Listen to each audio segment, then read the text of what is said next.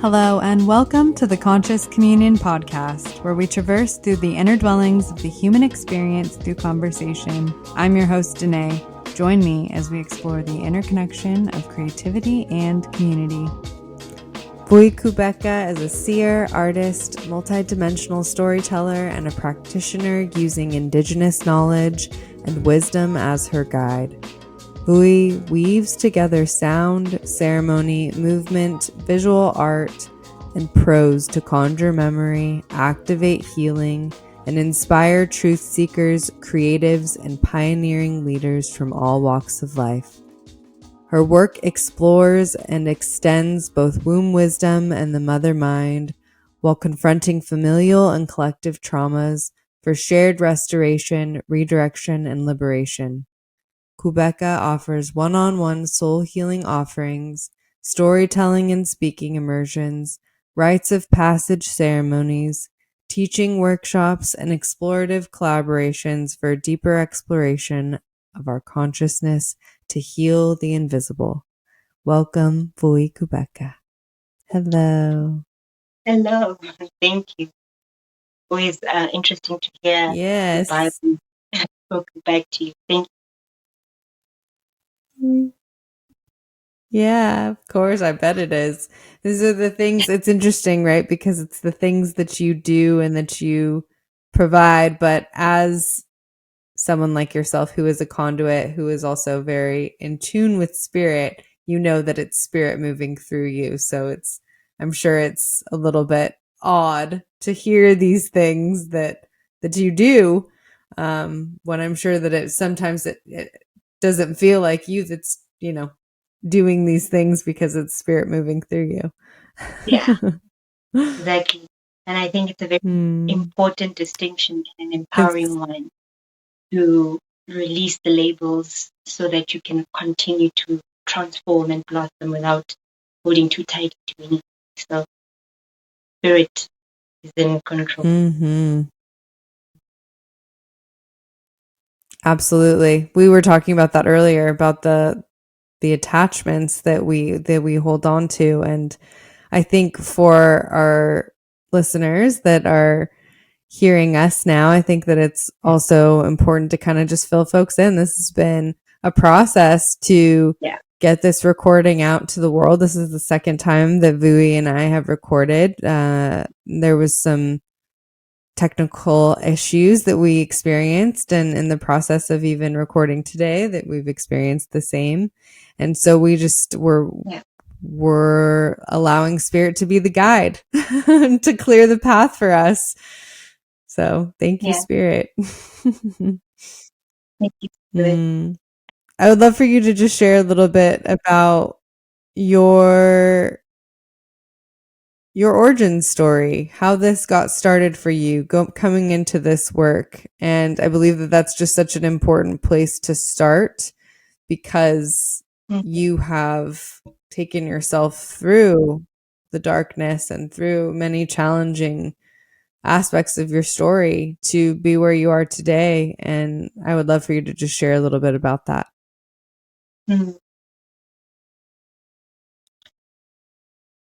So that's a great question. I don't think we often think about our origin story.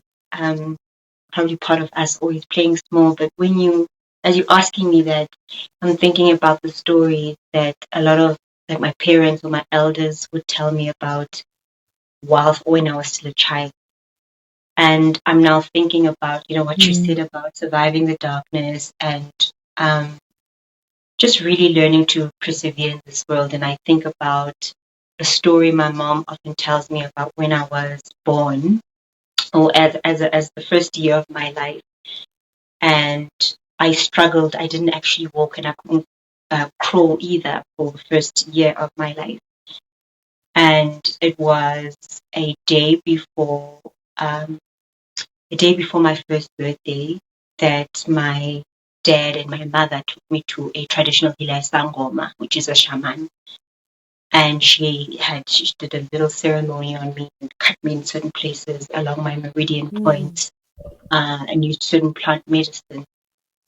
And I went home And when I woke up the next day, I was walking and I was running on my first birthday. And I'm a twin, so my twin was far ahead of me in all of those things. So it was also in comparison to these two kids who came in at the same time. Obviously, there was something, unusual there. And I've never thought about it as being part of my origin story, but I think it already that kind of tells you something. There were other stories within that first year as well, where my mom would rush me to hospital because I was unresponsive, I wasn't breathing. And she remembers the one time running through a hospital. The hospital was empty and she couldn't find a doctor. And she, eventually found someone in an office and pleaded that they bring me back to life. And then when the doctor checked my pulse, I was fine. And I kind of, was my normal self again. And it was only much later once I started kind of awakening and remembering who I am and reconnecting with, our first homes, cosmos, with God, the beloved, the divine, that I started to understand these bits of my origin story. And I often now joke with my mom and saying that I was there, but I wasn't, because I was still kind of in that first year, we're still acclimatizing to this realm. So she just caught me at a bad time when I was still kind of visiting. So yeah, that was the kind of introduction into this world. And I also feel like my first, clearly, I was also a bridge baby. So I think struggle and perseverance was already marked from the moment that I came in here. But I was born in South Africa, which was it was previously known as Azania, and we have quite an intense colonial history, and we kind of were born at towards the ends of apartheid and the segregation within the country. I was born in Soweto, which is quite an iconic township, just because of the liberation movement and a lot of the fighting that was done, began. The fires of that, the embers of that started in Soweto, which stands for Southwestern Township.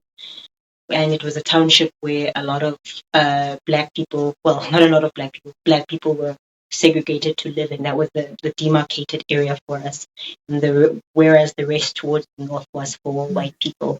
So that's the kind of frequency we were born into. And I remember, as toddlers going to school, seeing tires burning, because of protests and things like that. So that's the kind of energy we were introduced into. And then later we moved into the suburbs.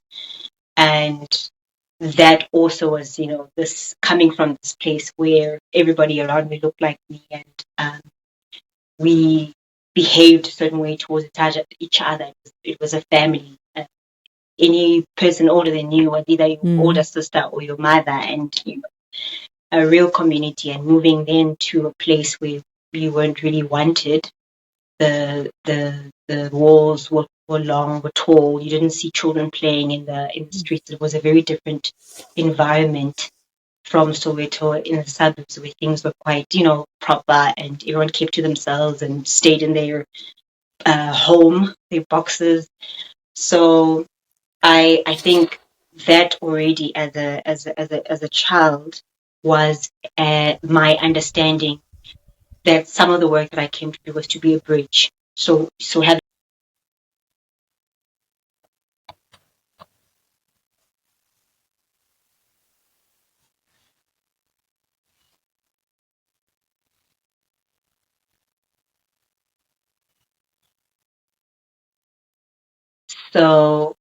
having had that kind of understanding, having had that introduction in Soweto, and then going into the suburbs, allowed me to kind of be able to relate to different parts of humanity, and to have different understandings about what different spaces offer us. So that's my origin story, I suppose. And then, we evolved. I grew up, we moved around a lot. And so there was there was some trauma in that. I think as a young person, moving from a place where this is the language we spoke, moving to a space where you don't really know the language, and I had to learn English. And then we moved again to a different part of the country where it was a wealthier neighborhood, but we weren't wealthy. So having this experience of being a child who's moving into teenagehood and the things that come with that, and living in a space that you're different from, really. Although we would have liked to fit in and pretended that we were the people that we were like the people who were surrounding us. That was also quite something that affected my self-esteem quite a lot. And the behaviors are very different. It was very self-conscious. It was about the emphasis on material things, and that in itself was was an instruction. And then later on, I thrived in the arts within school. I loved writing plays and acting in my own plays, and participating in the music festival. And I did quite well in that area and got awards and all kinds of things. Although I wasn't a strong academic um, pupil, and that's just because we know the school system is not designed for all kinds of souls and individuals. And I experienced my first trauma whilst I was in high school, kind of a bigger physical trauma that changed me, my personality, and I began to become more of a recluse and more of a mute, I guess, as well. And I started struggling to be myself or to know how to be in this world. I wasn't quite sure what the world wanted from me after that experience. After high school, following my passion wasn't really encouraged. It was drama. And so I tried to pursue something that would make my parents happy. That also kind of deserted me from myself. And I worked in jobs that I tried to enjoy, which, to some people might have looked like dream jobs. But during that process, I began getting sick because I was further and further away from who I really was, up until a point where I started being plagued by migraine headaches, which would be debilitating at times. I couldn't see, and it's just sensory overload, and I would be bedbound for days. And more I became, it was hard for me to function in the world. I could go to work and pretend, like a lot of us do. But then as soon as I got home, the exhaustion I felt from wearing the suit and the avatar just put me out. And I also became what we understood later to be it. Understood later, I became depressed up until the point where I tried to transition into this world by taking my own life. And that was kind of a turning point of how I then reunited with who I really am and began on the journey of becoming and a reminder, a conjurer, a healer, storyteller, and all the other things I'm still discovering myself to be.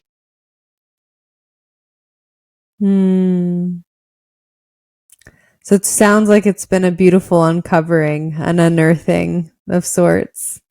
Really just, and even the image of you going to a healer as an infant, as a baby, and running, I can see that very clearly. When you were sharing that story, I could see it. And it's so interesting how our childlike wonder, often that is the guide for us walking in our divine right. And coming back to that return, I'm sure, has been such a process and a reclamation of sorts for you.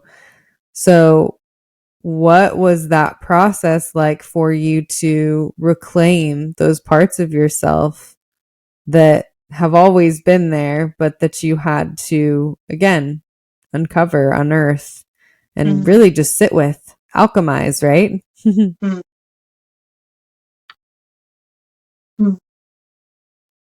So one key one that jumps out was before I really got sick, but I was still kind of not walking my path. I went to go and open Holland for 1 year, and that was my kind of first intentional initiation of leaving, my country, leaving my home, leaving my family for the first time, and that was quite shifting for me.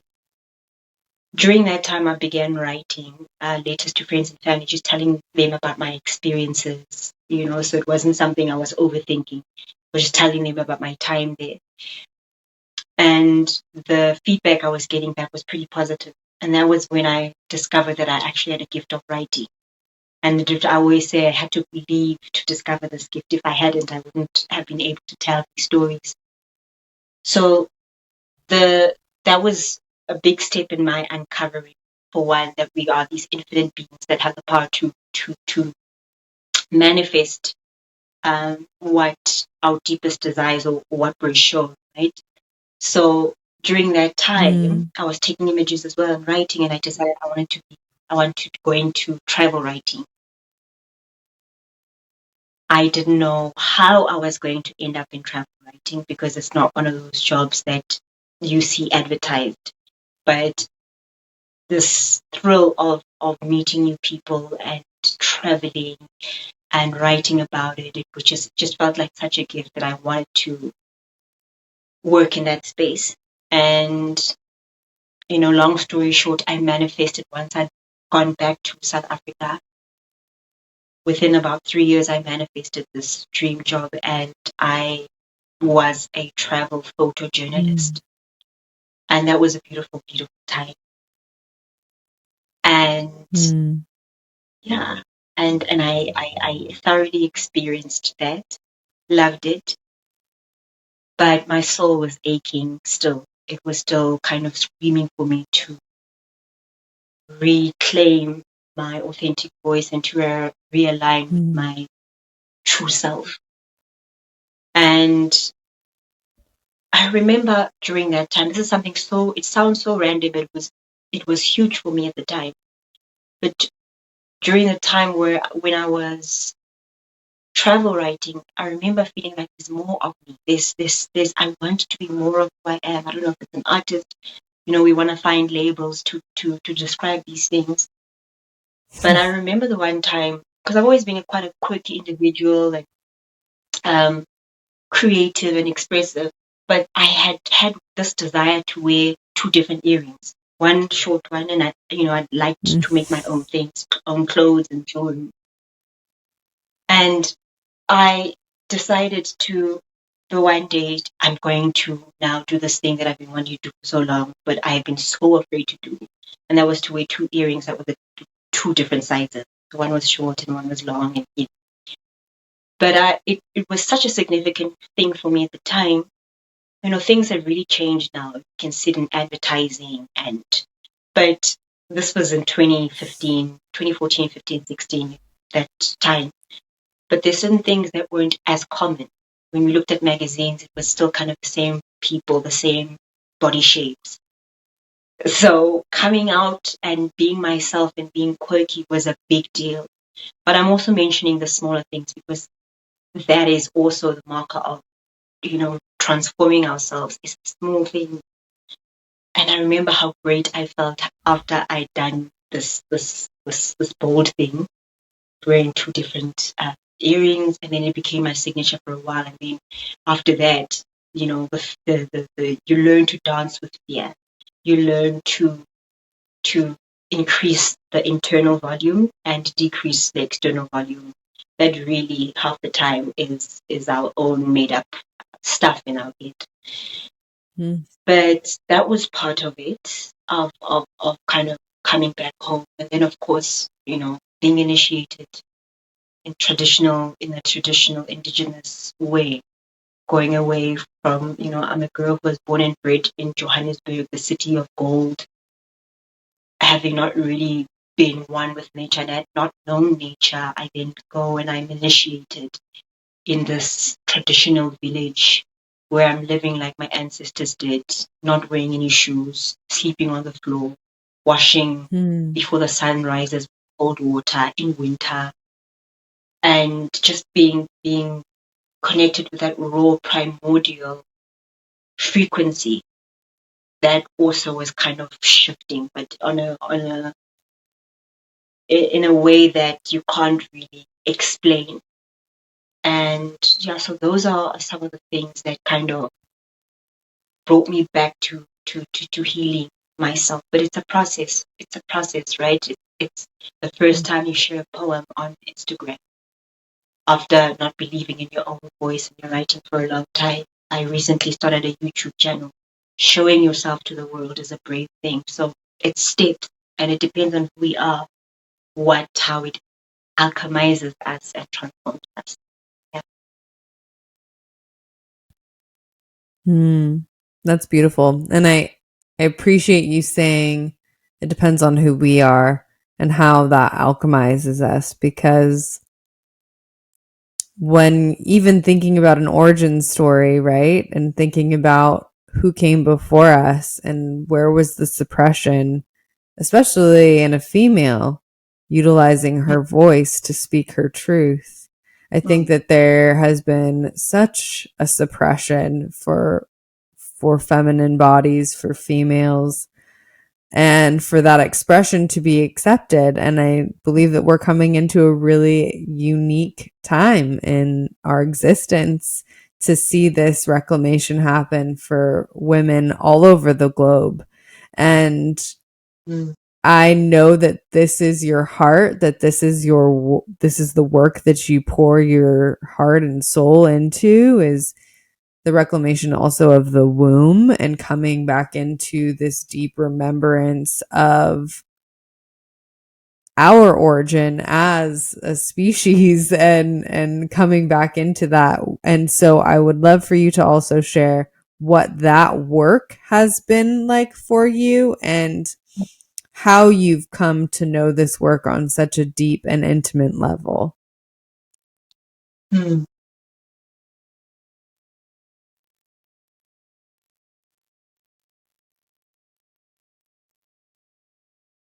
I think the first and most obvious part of that answer was the fact that I was sick for so long with these headaches and just exhaustion, and spent so much money and time trying to find healing. Went to neurologists, had head scans, just anything to try and figure out what was happening in my head.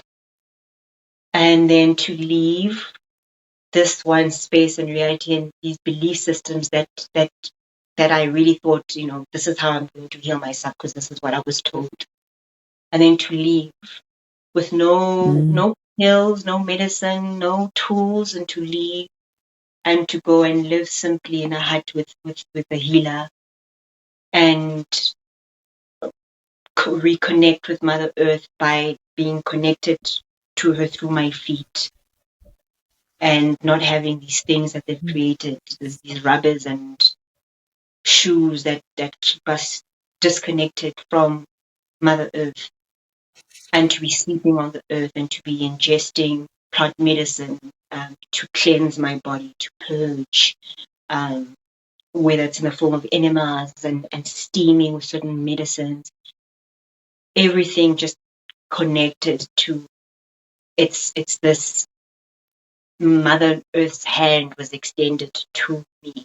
I felt her in all of these practices. I had to observe, even just having to, like I mentioned, washing with cold water in the morning before the sun rises in winter, and understanding what winter is and what it means, what the sound of the earth sounds like during that time, what the water speaks like, what it has to tell us during that season.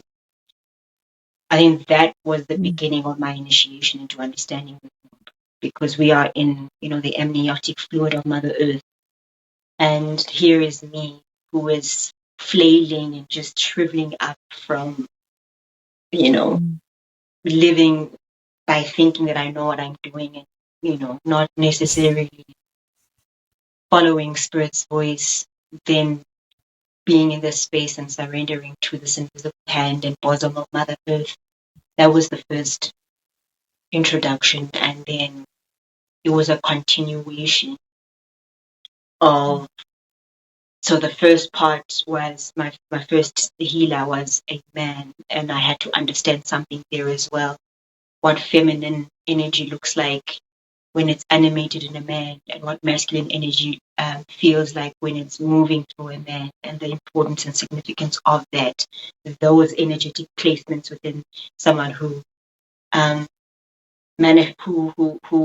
manifest in a man's body, right? And then the second journey was with another healer, Gogo, an elder who is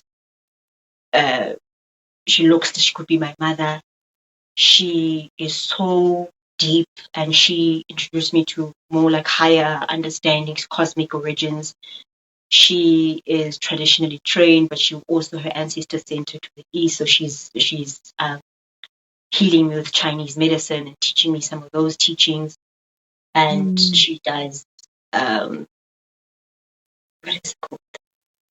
Physiotherapy and acupuncture.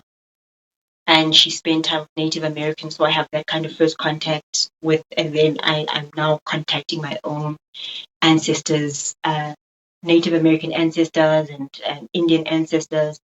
So she kind of expands me further after I've been grounded into the earth, and now I'm meeting, the family above. And then my third and final, well, not final, but my third chapter with like initiation, traditional initiation and structured formal initiation was with another elder, another Gogo woman. And she was severely in pain and traumatized me quite intensely. But I understood because of what she has also, has been through. What she's been through in this life, in other lives, but also the frequency in which we live. So we treat ourselves and we treat each other how we treated Mother Earth. And she treated me like she treats herself. It was a very hard lesson, but it was also my understanding, because we have certain not understanding, but we have a certain kind of how we perceive women. Well, I did for a long time. We tend to think that femininity or womanhood expresses itself like this. Women are soft, they gentle, whatever that might be, even if it's the opposite. But what I found through those experiences is that I had known women had been so disconnected to their primordial power, the power that I experienced when I saw Mother Earth during winter, and I see her rage, and we see the tsunamis, and we see the tornadoes, but we see spring as well, right? And we feel the breeze of the air. I started realizing that I had not been exposed to a woman that had that embodied within her. So, and when we do have that strength, that strength, right, in inverted commas, was this last teacher who was abusive, because the frequency wasn't in her strength, it was in her wound, it was in her trauma. And that, I think, began to show me how repressed energy, specifically for women, but for all of us, repress our energy within our diaphragm, within our subconscious intelligence, which is in our wombs, which is in our belly, that manifests outwards in how we speak, or how we don't speak, how we act, or how we treat others. And I then, once I had reconciled the initiation, and much of the initiation is focused on me transforming the wounds within my lineage, within my DNA, my ancestral DNA, my ancestors. So a lot of the focus is on my familial structures and patterns there.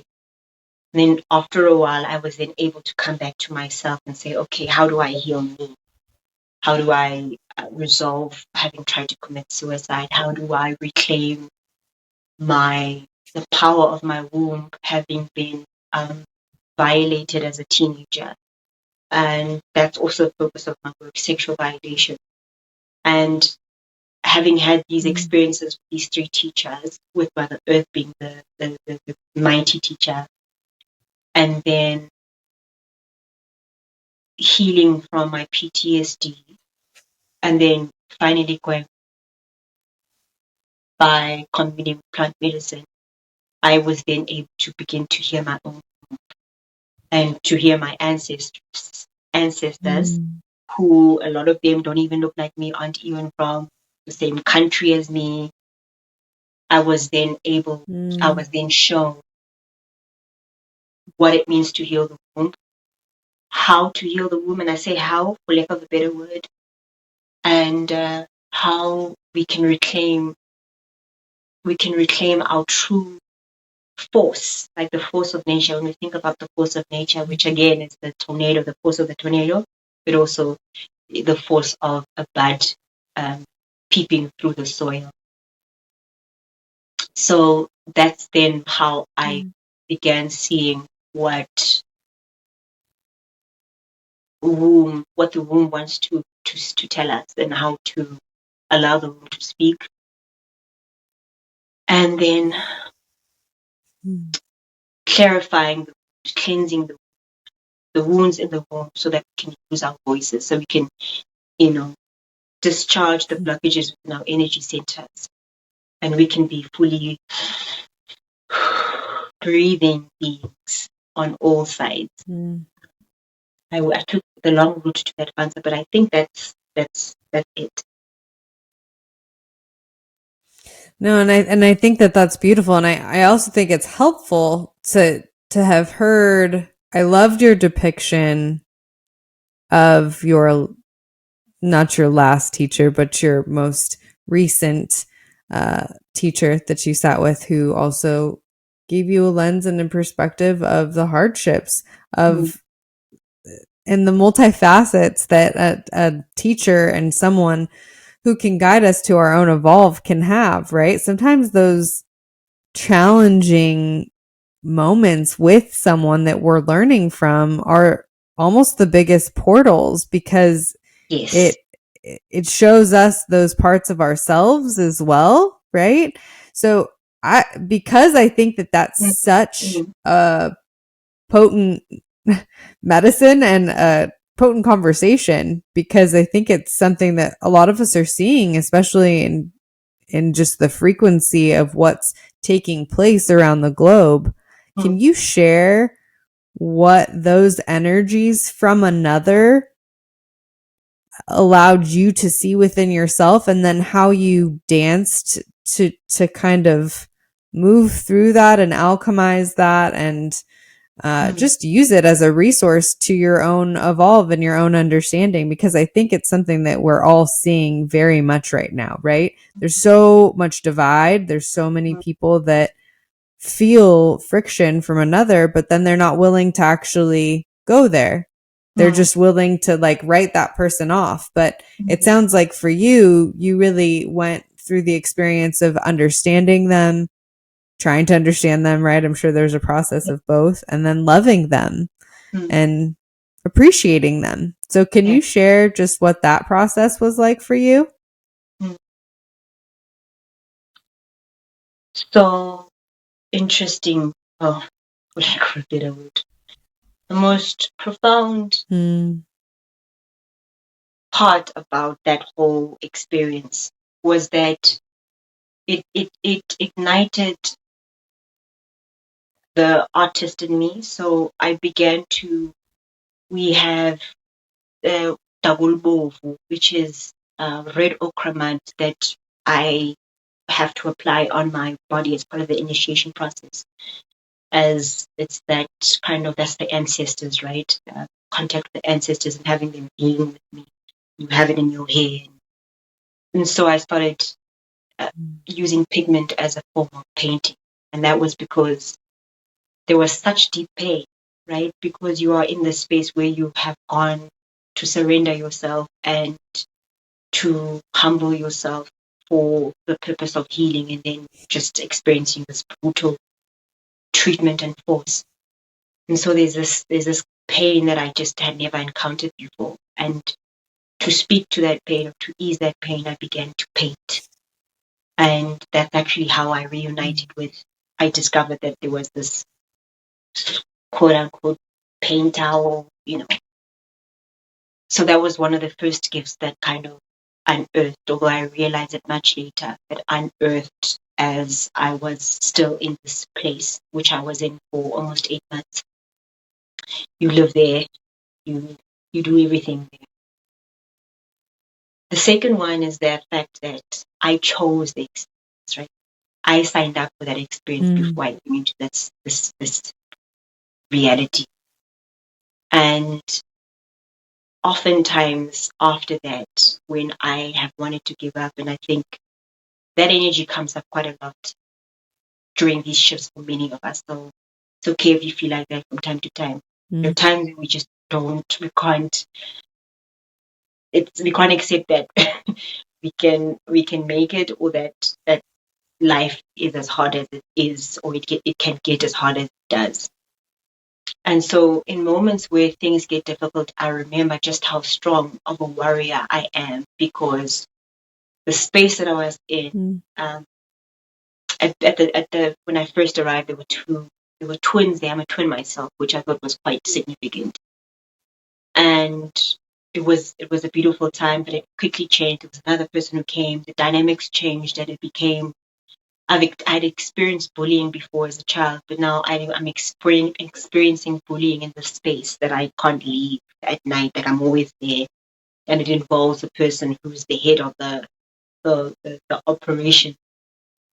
And so, thinking about all these experiences I'm having here, another aspect is that I got to then confront and begin to heal the bullying that I had experienced early on in my life, and the bullying that I experienced from girls, right, from women.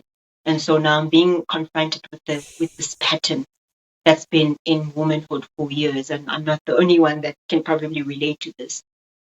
But now I'm also being asked, what do we do about this thing?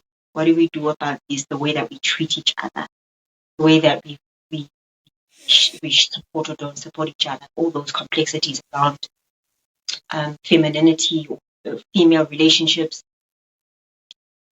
And that meant then that I had to look at myself. Although there's this terror around me, it's completely about, why is this showing up now? And then it was then me having to cleanse the emotional densities within my life experience, and realizing that these things were showing these things that have lived around me, even within my own family. So I think I then began to start understanding this is, so I don't know if, I think it was a global thing, but there was a time when there was a statement that said men are trash. There was that trend. And there's a lot of gender-based violence in our country. It's just unimaginable the amount of gender-based violence there is in our country. But during that, shortly after I'd left, I started asking myself some questions based on my own experience, because now I'm like, okay, there is this thing that's happening in our country, but there's also this other thing that I experienced at the hands of a woman. But we don't really talk about the violence that is inflicted by women. And then I started thinking about the fact that the men that are hurting us and killing us are raised by our mothers and our grandmothers, because a lot of households in South Africa are led by women because of the history we have. A lot of men are not present in the home. And this was our grandfathers as well. They were forced to go and work in the mines to dig out gold, and were cut off from their family. So there's that pattern that we're having to resolve. And then this pattern then created sort of resentment within our grandmothers, our women, that was then being inflicted on young girls who become mothers at a young age, essentially. You have to run households and your mom is at work. You have to cook for your siblings. You have to clean. You have to.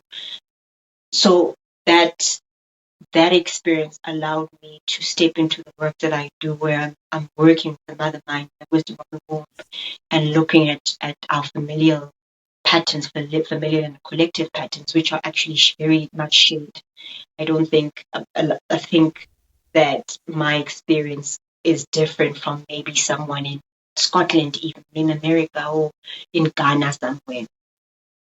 Mm-hmm. These are wounds that are permeating the human consciousness and the human experience. So, yeah, my experience there allowed me to see things for what they truly are and not necessarily blaming people. So I didn't blame this healer because she was so powerful. She taught me a lot. And her power, her beauty, her wisdom was so potent that I couldn't just let my experience of her be reduced to just the trauma she inflicted on me. And I think I also then began to appreciate and really begin to understand more deeply the complexities of this human experience. And that quote that says, the sinner, oh man, it's just completely run away from me. But the sinner has a past, or the sinner has a future, and the saint has a past. I think that's it allowed me to have more compassion for myself, number one, because I had never really had that for myself, and a lot of us don't. And to also see that it actually, the problems and everything starts over here. And then the last part of that is that I encountered God and I encountered the Holy Spirit. I think I'd had encounters with the divine as a young teen before I'd had been, jaded by the world. But in this deep pain and bullying and the sadness that I was in, I just entered this quiet, peaceful place where the divine was. I think that's the only reason why I was able to survive that entire journey. I didn't leave and run away because I felt like I had no choice. If I left, then I don't know what would happen to me. I didn't really have the structural support and understanding for my family, and I felt like this is the last resort I had. So I stayed on. But the grace of the beloved and the divine was what sustained me. And that's, I think, what we're now ushering or reconciling with or reuniting with is that frequency of the divine, frequency of home where we've come from. It's the solar flares and the rising in consciousness is taking us back to the beloved. And I see now that was me being prepared for this time that we're all kind of, deconstructing and rebuilding together. Yeah, 1,000%. It's interesting. I feel such a sense of relevance in that story, and having experienced something that felt similar to me in my own journey, and knowing that almost the same thing became very apparent for me in my sitting with this process for myself, was exactly what you said with mothers, grandmothers, and having this maternal matriarchal structure that was almost put on them. And that almost goes back to, sorry, it's like this is making so much sense, but it goes to the expression of voice and potentially not having the clarity or the ability to use their voice in a way that felt empowering because they were in the home. And that became so clear to me in my work, and having just come to terms with that just being a part of what we get to reclaim. And that is the work that you're doing. And I just want to say bravo for allowing the spirit and for the divine, the beloved, to move through you in this way, to have that grace and that compassion, because not all of us are taught that. But if we're open to receiving it from the beloved, then we can in turn then be that for others. So I honor spirit and how spirit moves through you. That's a really beautiful reclamation. So thank you for reclaiming that for yourself and for your lineage and for being a model for folks, because I know that you are also doing that for the folks that you work with, the individuals that you get to take through their own process, because that is now a story that's interweaved into the threads of how you communicate with others. So that's really beautiful. And yeah, I know that you hold the intention of activating the silent knowing within others to bring them back to their primordial essence. And I know that so much of it is the interweaving of all of these things, but what does it generally look like for you to do that with an individual that you're working with one-on-one? What does that process look like? I know you've done it for yourself, but what does it look like as a guide and as a facilitator? So I use the wisdom of numerology and sound as kind of preparation, days leading up to the session. There's a system I use where the client would pick a number, and that number reveals already messages to us about where they are in their life, what they need to work with. And then depending on what number they choose for those days leading up to the session, there's some things that they have to do, and this is communing with their own stuff, with the silence, with their emotions, being more mindful of their dreams, working with water, or if I'm shown the element that's relevant to them at the time, and to just make, because a lot of people don't actually even, make time to pray or just a moment for themselves. So to carve that out leading up to that, so that they can encounter whatever they need to encounter, that is what has actually called them to allow that energy to continue to work without my interfering. Initially, I work with them in spirit, so I work and walk with them in spirit, and usually by the time that we then have the session, I've understood some of the things that I need to help them unblock, or to just hold up as a mirror for them. And yeah, and then as we come in, then we'll work with the breath. We'll do some breath work, and with the support of sound, because sound moves energy. And I'll do a little sound journey with them in the beginning. And then we bring in, because this I call it the Holy Trinity, with love and respect. But then we work with them, and then with them being at the top, and then the mother and father, which is masculine and feminine sides, just to start beginning to see the fuller picture of what's sitting in their bodies, what's sitting in their blockages. So we work with sound, we work with breath, and we invite the guides and the elements and the great spirits to be with us.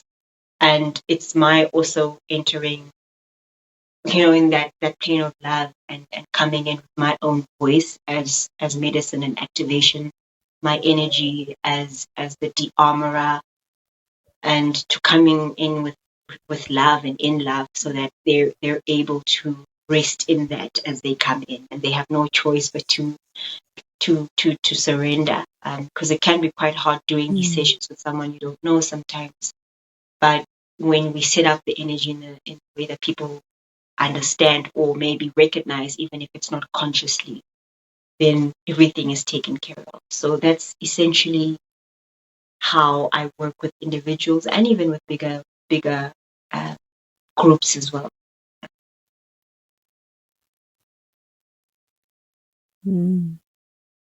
Yeah, it's in the energy that you bring. It's the energy that you emit, but also that you carry so deeply within your well. So I think that that's so beautiful, Vuyi, and I love how you approach your work, because it's done with such care. And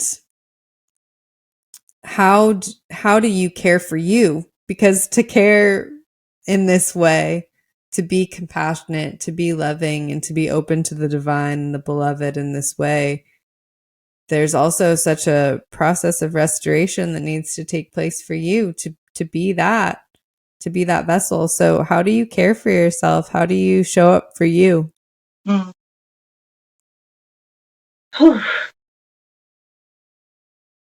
I've learned I've learned to live in, with, by, through the breath and my breath, chi, the divine, the air. So working with the breath has been very important, just for clarifying things, even when I'm in session with someone, is to always be mindful of this living angel that wants to sustain me and give me life and can energize me and resuscitate me. So that's a big one. And then, of course, the gift that was unraveled in my pain is the painting. And as I paint and I weave, and that for me is, it's like, it's like being in the sun, and how you might be not feeling so great. If you're in the sun long enough, you can feel yourself coming back to life. So painting has been that. And it took me a while to understand really how it energizes me, how it prays for me. Actually, I might be painting, but it feels like it's some sacred kind of circle that I enter into, and I'm given life through it. So painting is a big. Working with the elements is huge. So I take a lot of baths, salts and essential oils. I sing into the water, even the water that I interact with on a daily. I try to be alive and awake in my life, and I think that in itself sustains you every moment, whether it be the water or a sound, music that I might be listening to. When I acknowledge the magic lives as me in me, and so I'm sustained. I mean, it hasn't been an easy journey to learn that, but that's part of it. Sound is a huge one, so my singing bowls are very important to me, and all my other instruments, of course, and then acknowledging the allies that I do have, the plants, the plants embody Zami, and I acknowledge they're not just plants that live in the house. They're co-conspirators, they're family members, they're elders, they're guides. So that also, having the awareness of how the role that they play in my life helps me when I, open my eyes and I see a plant. Or like, oh, okay, it's not just. So I try to have my healers and my healing tools be everything that I do. From even just dressing up sometimes in the day. The night dress that I might have is intentional so that I feel good in it. I feel like, oh, you are a wonderful, deserving being, and you are valuable and you're enough.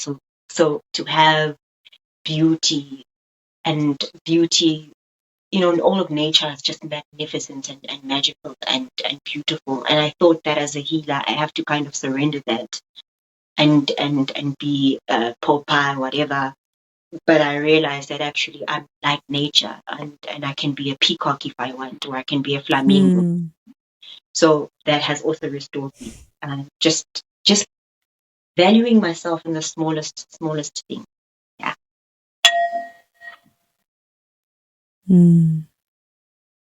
That's beautiful. The concept of allowing ourselves to be nature, because that's what we are, but also just playing with the different concepts of wearing different hats or trying on new things, and allowing each expression that wants to come through to be the magic that presents itself in that day, in that moment. And it's so great to hear that you do that for yourself, because it's a practice that I do too. I'd like almost imagine or sit with the meditation of, what am I today? Like, what thing in nature am I?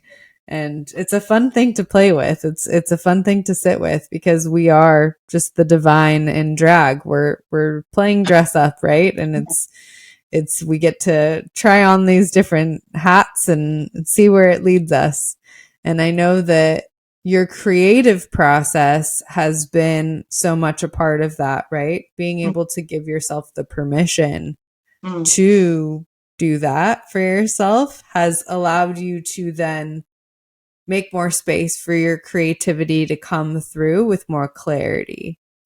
So, with expressing yourself, because I know it's been a journey, you've gone from being very sick, from wanting to take your own life, to creating content, to being a space holder. And in that process, you've had to reach milestones in your creative process. What have the steps done for you to then continue to push through the veil and to meet yourself on the other side? Can you kind of explain that process, what it's like to create and then to almost expose a new part of yourself and what that looks like for you as a part of your own dance with the divine and your creative process? Sure. Good question. I think that I realized that I wasn't living. That was a big thing. You know, we wake up and we do the things that we need to do, and sometimes we might even do the things we think we like to do. But I realized that, you know, as children, we would go and see the friend that we wanted to see, the one that we liked, not the one who's in our network, but we gave ourselves the things that fed us, that we felt poured into us somehow. And when I realized that I hadn't been living, I didn't really know anymore what my favorite film was. I didn't know what foods I liked. I didn't know. And then, of course, that all leads to I didn't know who I was.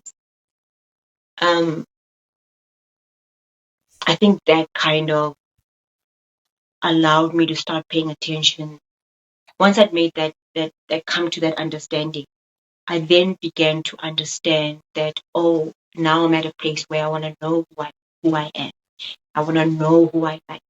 I want to discover what gives me life, what I will do even when no one's paying me. Something that I just want to wake up and do. I want to find what that thing is. And, you know, I went to photography.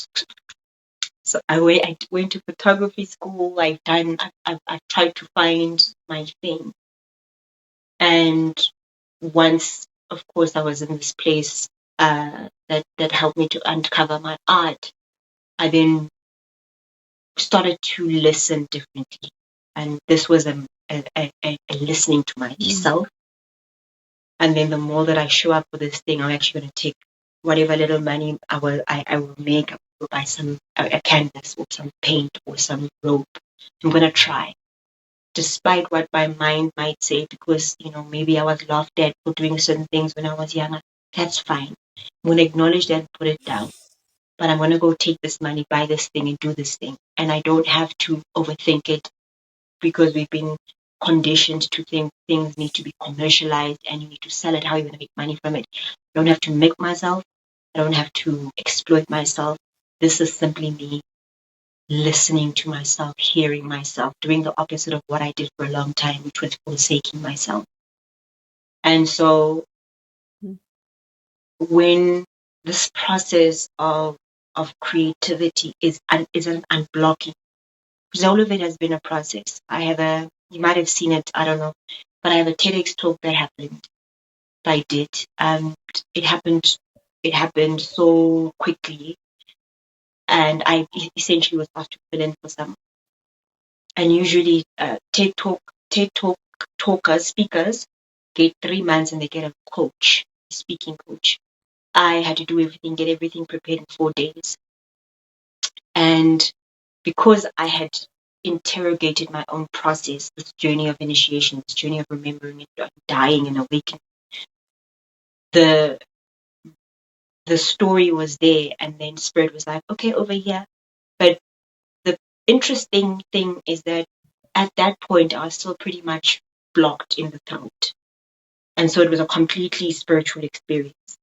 Because of the experiences that I had growing up in a home where I grew up in the mouth of silence, I often say. I didn't really know how to be in relationship. I didn't know how to communicate. And then the traumas just made me kind of ashamed of who I was and unable to express myself freely and authentically. So even the person you see today is a very complete person, a different person to who I even was 2 years ago. But the creative process is a process of unblocking yourself, of unclogging yourself, of giving yourself spiritual CPR or soulful CPR. But it's like it's this gradual thing that says, I'm at a shop and I see a plant. Oh, I may want a plant. I've never looked after a plant before, but okay, I'm going to get a plant because I deserve this plant. And then you start to allow yourself to deserve it, to receive it, to have. Then suddenly you realize you've got green fingers. But yeah, it's just it's a conjuring yourself to come back home, and it happens in the work. It spills over into who you into relationships, and most definitely the relationship with yourself. I think I've question. Yeah, that's beautiful. I love that response. I love because so much of it is just the process of coming back home to us. And I am so shocked that you only had 4 days to prepare for your beautiful TED Talk because you held yourself with such reverence. I know spirit and the divine was ever present in your conversation and the way that you communicated and held yourself. But wow, that is really powerful to speak in front of that many people and to convey with such clarity and conviction and to still be in the process of working through your throat chakra and the blockages that were there at that time. That must have been a portal in itself, right? To uncover Definitely. these things that were just budding and waiting to come out and resurge within you. It's such a teaching, a powerful teaching, because I mean it just shows you how much of the false self and the mind stuff keeps us from allowing the higher self or the oversoul or the Godhead to move through us. And I think that's what I realized in that experience. I think in the first few more minutes of the talk, you can tell that Vuyi, neurotic Vuyi, who didn't really like herself and all of these things, was definitely present. And then the breath, I think that's also when I started learning that breath is really holds me.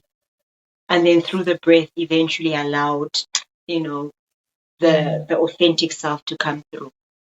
And that was a place where my traumas and all of those stories didn't exist. So it was a huge, huge lesson, and also about when things are meant to be, they will be in the most miraculous way, and you won't know the how. So just keep dreaming. You won't know the how, but it'll happen. You will be able to carry it through, whether it's 3 months or 3 days, because it's divine timing, So that was really a big lesson in space.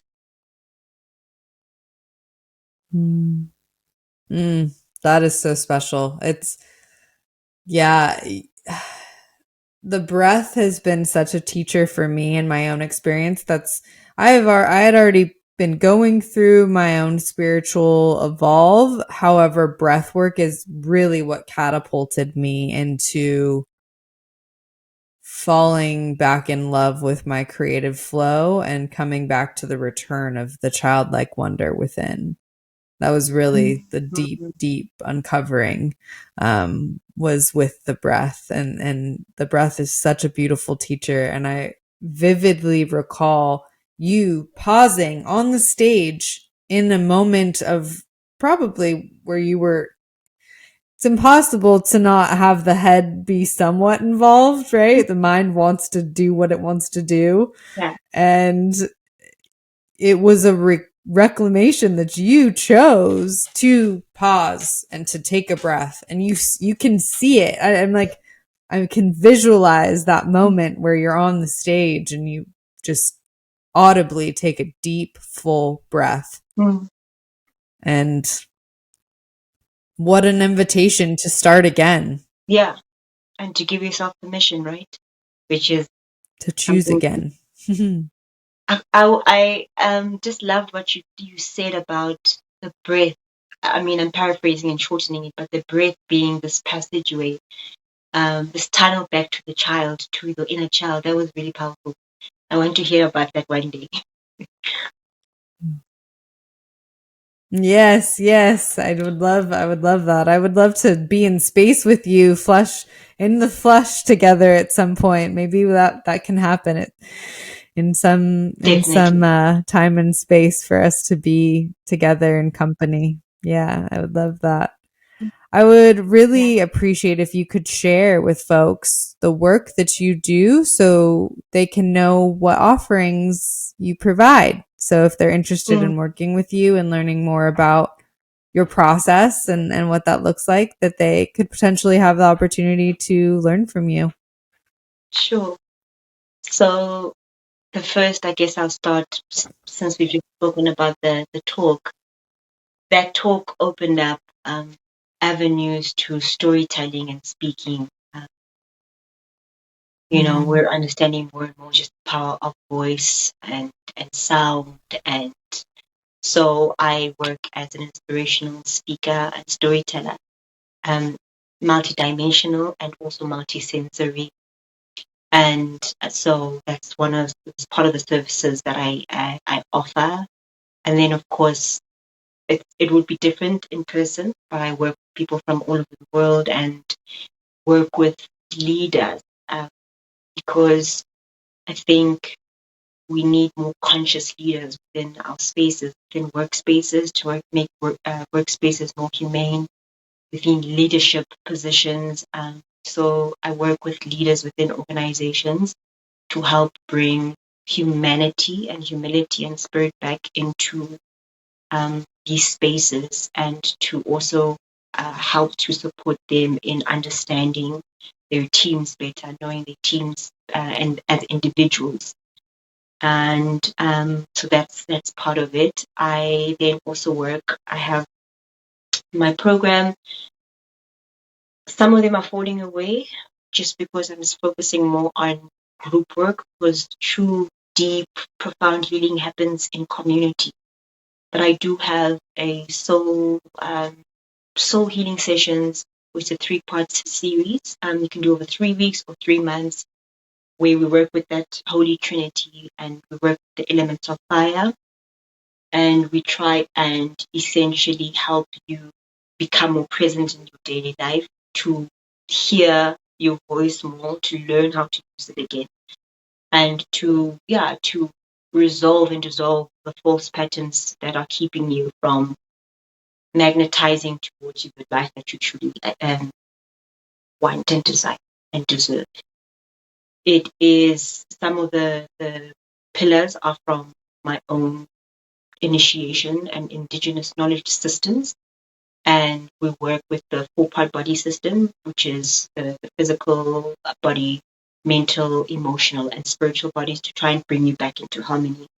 And then with that, I work with reconnecting, so moving you away from the mind, because that's not natural, to bring the divinity back into you, so that your divinity can be the one that's the master of the mind, not the mind being master of you. And we do that by, reconnecting the mind with the heart, so the mind-heart coherence. And then further to that is then reconnecting the heart chamber, the heart wisdom, with the womb. So the womb-heart coherence, which is the diaphragm coherence, the belly coherence, which is the seat of our subconscious intelligence. And then the one that I'm most excited about is a more intimate journey, which is soul song initiation. And it's an initiation of 5 months where you have a direct kind of uh, access to me, and we work together in helping you resolve the deeper patterns within you. And there's 2 Zoom calls a month, or one, but it would be a longer session depending on how you prefer it. And I then also bring in more teachings on how to, resolve the brat within, working with posture, working with breath, all as a part of reclaiming or allowing your soul to sit in the body well again. And I also work with retreat centers and boutique hotels in offering spiritual offerings. So whether it be uh, sound experiences for their guests, or for individual guests, or just offerings that they can have monthly or weekly for the space. And then I also am open to collaboration and customizing experiences for individuals, because people have different needs, but to intuit into what you might need, and then developing something that is suitable for your organization.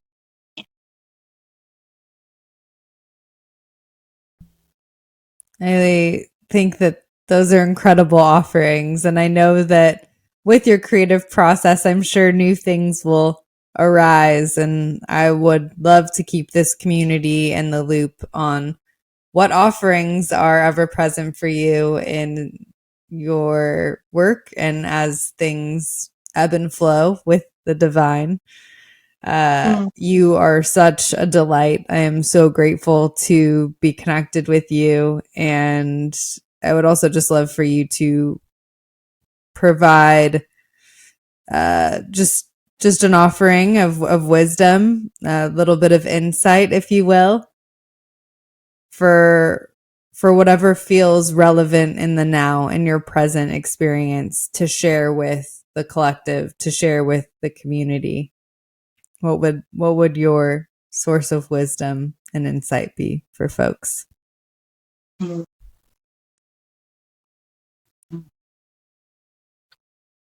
Who you are in this very moment is enough. All of in this is acceptable, is worthy, is beautiful, is welcome.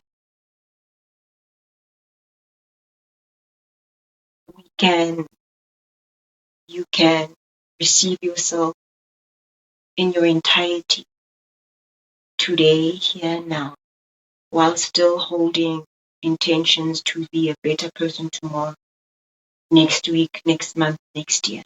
Both can exist simultaneously. What you've been and what you've done, it's okay.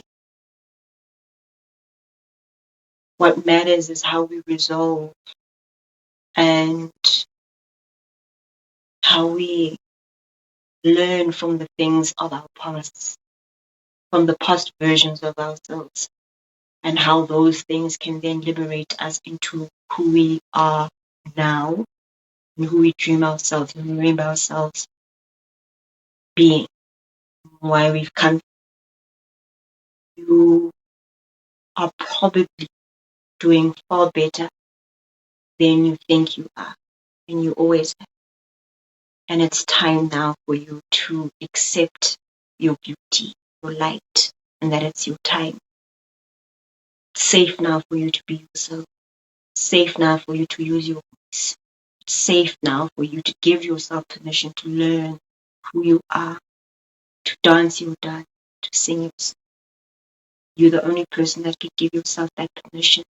And you have the entire universe, the galaxies, and the omniverse rooting for you. Give yourself. That is what you come.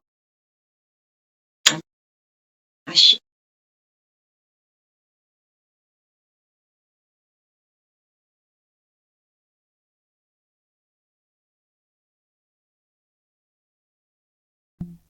It's beautiful. And can you tell people where they can find you so they can follow your work and follow along with the journey that will continue to unfold for you? Sure. I am on Instagram and Twitter, Vuyi Qubeka, and you can also catch me on vuyiqubeka.com. I have a secret garden, which is a YouTube channel, Vuyi Secret Garden, and you're welcome to come and share space there. I recently shared a sound journey, which I hope you'll enjoy, asking the winds to help us clarify and wash away what needs to be washed away. And yeah, that's where you can catch.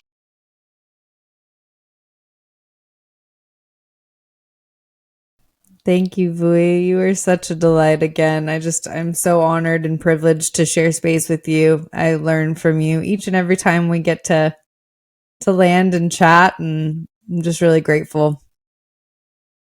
I also am very grateful. And at the very beginning of our effort, thank you for trying that we didn't give up. But I heard 3. Yeah. But I would like to offer that if you'd like to just have a conversation once a season, that would be great. I just feel like there's reasons why we were having all those technical glitches, but I think there's energetically something of significance. But I would be honored to have a virtual tea. Maybe we can for now just say once a season.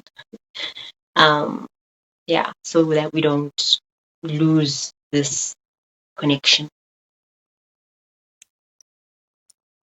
I agree. I would love to have you on. I would love to continue to talk about whatever is ever present, because I think that I think that we just have more to dive into together, but you sharing so much of your experience, I see so much of myself in you. So we have a lot more to play with and talk about, I think. So I I think it also would be mean it, really beautiful to do that. I look forward to the next season. sure, but I also mean it as just an individual, hey, What were not just as a person. Like if you just wanted to have a Oh, virtual tea, that's what I meant. We can also. I'm happy to do I would a love that.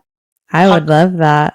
but I would love to hear more about your story because you keep saying there's so much that you relate to. But I would love to have a Mm, conversation with a woman where mhm, it's a breathing into each other and it's mm. us, kind of getting to know each other more.